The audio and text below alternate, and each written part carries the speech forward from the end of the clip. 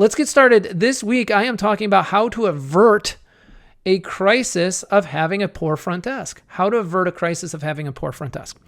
I am shooting this video on YouTube, for YouTube rather, as well as doing this podcast. So for those of you watching, you're going to see me just kind of check my notes here a little bit side to side because I want to make sure I cover everything. Most recently, we've been surveying people who are currently our public and people who are not our public, who we haven't even taken on as clients. They haven't been working with us. They're looking to get started with us, but not yet. So we've done a massive survey project, and we've harvested some very interesting findings. And one of the interesting findings that was at the top of the list is so many of you out there are struggling in A, finding good people to work your front desk, B, finding good people to invest in an onboarding program who can actually excel at doing the job, and 3 or C, I think I was going A, B, C, right? C, retention. Like, what does it take for us to retain the best and brightest people here at our front desk? And I can sum all that up, right? And I've been there. I've been in your shoes. I've walked there. A front desk can turn into a bit of a revolving door. Maybe that's going on in your practice right now, and you're like, Brian, tell me how to stop the revolving door. We're going to get into that. Or you're like, I just can't stabilize my front desk. I just can't. I have good people who I like, but the errors and omissions and deficiencies just keep cycling and cycling and cycling. The unbilled report just goes up, goes down, goes up, goes down. All right. So let's talk about how we can avert poor performance at that front desk. Okay. So let's start with step 1. Step 1 is you. Step 1 is definitely you. Our personal growth ideas, I've got 3 of them for you. So if you've got a notepad and paper, please write it down. I need you to look at your communication skills. If you haven't had communication training, by all means, get some. It's so important that you just don't consider that you think you said what you said. You think what you said meant what you said. That's really irrelevant in the communication cycle, right? Communication is I communicate something to someone else. It traveled over a distance. The person received that communication. They duplicated the message within that communication. They reciprocated back to me as an acknowledgement and validation of the receipt of that communication. And I now have full impression of complete and full understanding between the two of us. That's a communication cycle, right? It goes all the way around, full circle. If you don't know how to do that and you think what you're saying is relaying what you mean or something of that sort, but it's not being duplicated and you don't have any validation of full understanding, then you're not an effective communicator. You have to gain the skills of effective communication. Make sure that you're putting some strategies or some actions in play that are going to enhance them both personally and professionally. Now, remember, I'm just talking about you guys right now. I'm just talking about what you need to do. If you want a stable front desk, if you want to stop the revolving door, this is what you have to do. These are the skills you need to get. This is why I created the personnel management training program. It's an executive level program, and I created it for you. I created it for you, managers, clinical directors, administrators, and owners on how to improve and enhance your skills in the communication area about how to bring about agreement with your staff. If you're not coming across in their eyes, in their mind, as somebody who's trying to enhance them personally and professionally, then this is just a job. They're just coming to work and they're exchanging time for money. I don't want people to come to work and exchange time for money at all. That's not at all what we're after. They need to come to work and say, I would never want to work anywhere else. I love the people I work with. I love the fact that I'm growing every single week and every single day that I'm here. I love the fact that my skills in certain areas of my post are actually better. And I love the fact that I'm learning principles, concepts, techniques, strategies on how to better communicate with my loved ones at home, my family members, my siblings, my friends, my neighbors, my peer group. Let me tell you, communication is the universal solvent to all problems. Every single problem that you can think of you've ever had has either been no communication, too much communication, miscommunication, nullified communication. Somebody just shutting you down, right? Think about what they are proud of. Hire people who have some sense of pride in their performance, pride in their work, pride in their personal integrity. If you sense that you have somebody in your midst who's on your payroll and they don't take pride in their actions or in their personal integrity or in their doingness, so to speak, then I can tell you, you've got the wrong person. There's no amount of training that's going to help you get that person to be that stellar performer for you if they're not interested in their own personal integrity, if they're not interested in not lying, cheating, and stealing, if they're not interested in being more ethical, if they don't wake up every day and give you the sense and attitude that I come to work every day to try and live a better today than I did yesterday. Open your eyes to the people you're most closely connected to and ask yourself, are these people just trying to get what they need for themselves? Or are these people genuinely interested in the best interest of relationship building with those around them? That's what a company does. It brings people together who have a vested interest in seeing each other do better, who are so willing to jump in and help out another because it's a point of pride. It's a point of pride.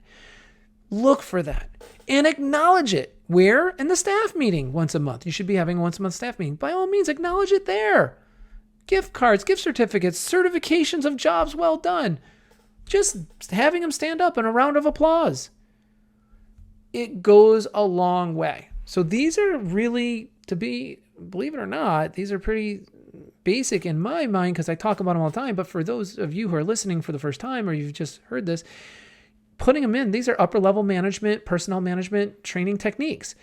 And you have to believe it, live it, breathe it if it's going to be successful. It's not something you just put on as a front. It's something you really believe in. I want my people to, over time, look back and say, one of the best decisions of my life was taking this job because I've not only grown professionally, I've also grown personally. So we got to move into phase 2. Phase 2 is now about people, processes, and products. People, processes, and products. So let's break this down. When it comes to people, and I'm trying to hire people, I'm looking out for these 4 things. Do I have somebody who's negative and very defiant? Like, Brian, I hear what you want to say, but let me just play devil's advocate and tell you 5 ways I don't think that's going to work, and maybe we need to compromise on this and that. Oh, really? Oh, okay, please, school me. I'm like, not that I'm not open to other people's thoughts and ideas, but if you're going to be negative and you're going to be defiant, well, then maybe you should go and take out $100,000 and open your own clinic, and you should take your chances.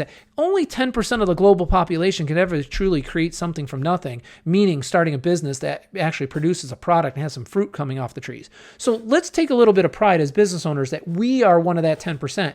Don't be so willing to be treating your practice like a democracy. Oh, this is a democracy. Everybody's got a vote. Everyone's got an equal vote in this. Trust me, if that's the way you look at business, do not call me. I am not interested in helping you if that's the way you want to run your business, because I'm not interested in helping you fail. I am just not interested in spending my time, your money, your effort in failing. I don't play the game of failure. That's just that simple. Business teams are not democracies. Organizations are not democracies. There's a leader and there's players that participate in forwarding the mission, goals, purposes, directions, visions of the leadership. Why? Because I want to be part of this team. I want to be on here. I want to do my fair share. I want to push hard because if this group wins, we all win. That's who you're hiring. If somebody gets in and they're like, yeah, I'm thinking this might be a good job, but unless you can throw $2 more an hour in here, I'm just not willing to play the game. And I'm like, oh, so it's all about the money?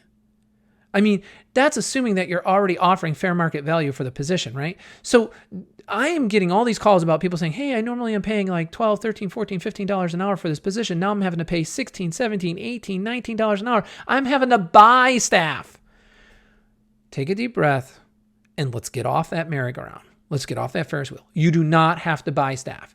I'm not saying that inflation isn't here and that the price of doing business isn't going up. I am saying that's happening, but you do not have to get out of control, out of the normal wheelhouse of payments for these positions in order to have high quality staff working for you.